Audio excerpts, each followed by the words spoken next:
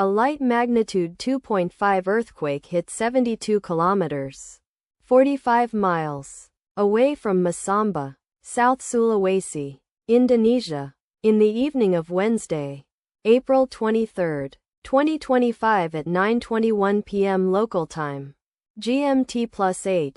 The depth of the quake could not be determined, but is assumed to be shallow. The quake was not felt, or at least not reported so.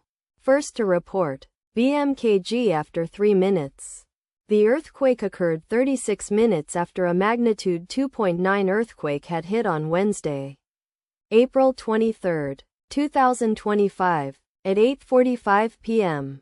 GMT+8 local time, in 3.3 kilometers, 2.1 miles, distance to the north. Data source from Volcano Discovery. Do you feel it? Let us pray. May the earthquake that occurred not affect our brothers and sisters there.